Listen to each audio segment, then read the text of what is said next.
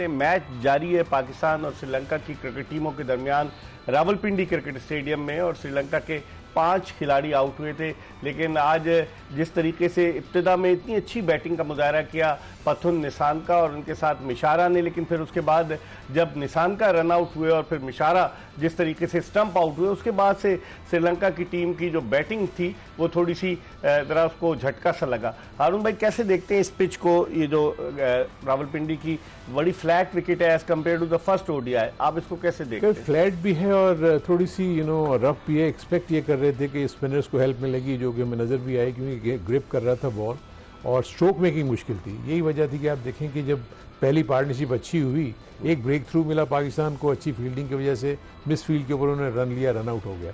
उसके बाद जिस तरीके से अबरार ने बॉलिंग की, आई थिंक वो बड़ी इम्प्रेसिव थी, जिसकी वजह से फ्रीली स्ट्रोक्स नहीं खेल सके श्रीलंका के प्लेयर्स, तो काफ़ी उन्होंने उनको रोक के रखा और उसके नतीजे में उनको विकेट भी मिले। सो पाकिस्तान की ओवरऑल मैं देखता हूँ कि इतनी बुरी परफॉर्मेंस नहीं है। पिछले वनडे में भी क्योंकि उनकी बैटिंग ख़राब थी, उसके बाद ये 290 प्लस पे गए और उसके बाद उनको किया, क्लोज मैच हुआ। सो आज भी मैं देख रहा हूँ कि बॉलिंग में इन्होंने अच्छा किया। आज फील्डिंग थोड़ी सी पैची है, पाकिस्तान की ग्राउंड फील्डिंग इतनी अच्छी नहीं है, लेकिन फिर भी मैं समझता हूँ कि अभी जितने रन हुए हैं, 5 विकेट्स गिर गए हुए हैं, ये एक लास्ट बैटिंग जो कि जिसको पेयर हम कहते हैं वो मौजूद है।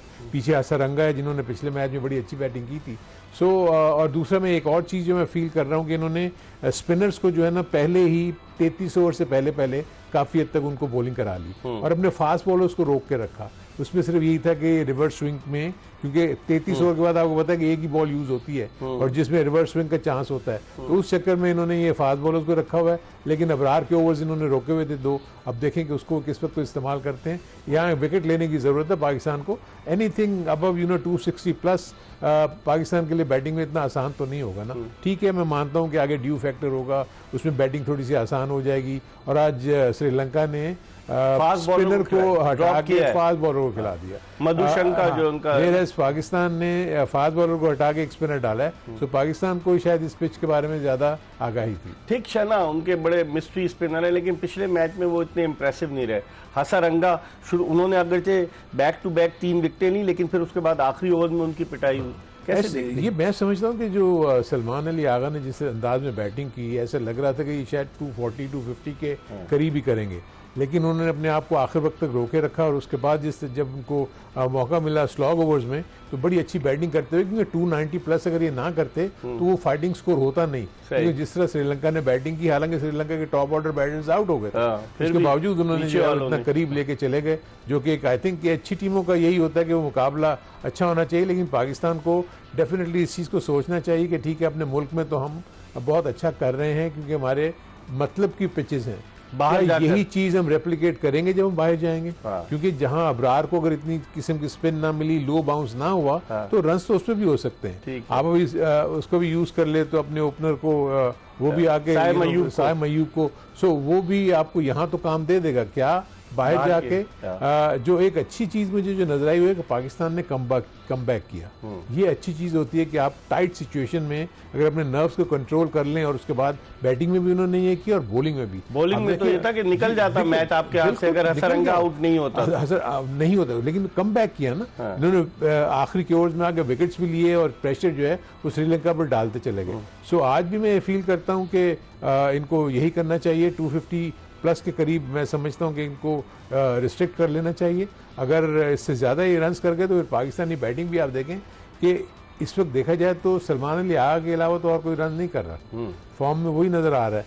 ठीक है, उसको थोड़ी बहुत हेल्प मिल जाती है किसी प्लेयर से। बाबर आजम आपके फेल हो रहे हैं, फ़खर जमान ने अभी तक कुछ नहीं किया, साइम अयूब एक आध अच्छी इनिंग खेल के 4 से 5 इनिंग में कुछ नहीं करते।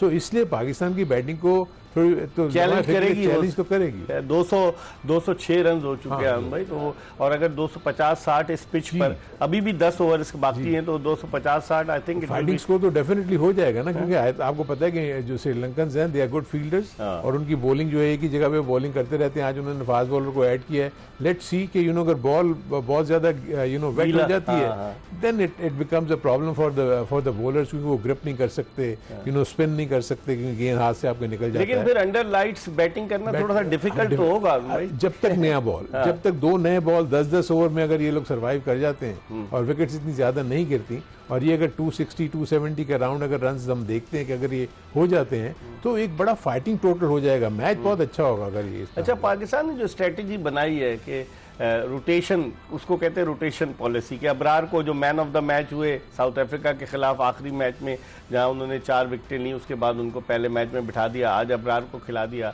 वसीम जूनियर को इतने अरसे के बाद एक मैच खिलाया, फिर रेस्ट कराया, फिर खिला दिया। और नसीम शाह को कभी रेस्ट कराते हैं, कभी खिलाते हैं। हारिस रऊफ की भी यही हाल है। आप समझते हैं ये रोटेशन पॉलिसी आपको समझ में आती है? नहीं, मुझे देखिए, मैं इसको रोटेशन पॉलिसी तो नहीं कहूंगा। आई थिंक पिछली पिच को इन्होंने रीड गलत किया था। वो ये समझते थे कि स्पिनर्स को हेल्प नहीं करेगी, तो इसलिए उन्होंने एक अबरार को बढ़ा किया, अबरार को ड्रॉप कर दिया। जहाँ तक वसीम की बात कर रहे हैं, देखिए वो इंजरी से वापस आया है, वो बहुत ज्यादा क्रिकेट नहीं खेला हुआ, इसलिए अगर आप उसको मुसलसल खिलाते चले जाएंगे तो यू नेवर नो कि वो ब्रेक डाउन दोबारा कर जाए। इसी तरह हारिस रऊफ के ऊपर आप देखिए बहुत ज्यादा प्रेशर है, वो वनडे भी खेलता है और वो T20 भी खेलता है, और इस दफा उसको खास तौर पर इन्होंने फर्स्ट क्लास क्रिकेट खेलने के लिए भेजा है, जो बड़ी अच्छी बात ठीक है। उन्होंने 2-3 मैच जिसके लिए लंबे ओवर्स किए, तो आई थिंक उनको, क्योंकि हारिस जो है आपका स्ट्राइकिंग बॉलर है, वो तेज बॉल करेगा, वो आपको एक्सपेंसिव तो जरूर नजर आएगा, लेकिन वो किसी भी वक्त आपको 2 से 3 क्विक विकेट्स लेके आपको मैच में वापस ले आता है। नसीम शाह का मैं देखता हूँ कि वो थोड़ा स्ट्रगल करता है, फिटनेस का प्रॉब्लम लग रहा है, डेफिनेटली उसको लग रहा है। मुझे अब ये नहीं पता कि जो कप्तान ने रेस्ट किया है या उसकी क्या इश्यूज हैं, ये मुझे आइडिया नहीं है कि शाहिन शाह ने क्यों आज मैच नहीं खेला। जिस तरह हारून रशीद साहब बात कर रहे हैं हारिस रऊफ की, आज उसकी जो उसने एवरेज स्पीड थी तकरीबन 140 किलोमीटर फी घंटे की रफ्तार से 141 142 की तेज तरीन गेंदें की हैं। तो अब इस पर हम मजीद बात करेंगे। इस वक्त श्रीलंका की ये पार्टनरशिप लगी हुई है, और अगर 50-60 रन और हो गए तो फिर मैच बड़ा अच्छा हो जाएगा। हारून रशीद हमारे साथ मौजूद है, हम एक ब्रेक ले रहे हैं और ब्रेक के बाद दोबारा आपकी खिदमत में हाजिर होंगे। Stay tune to Express news.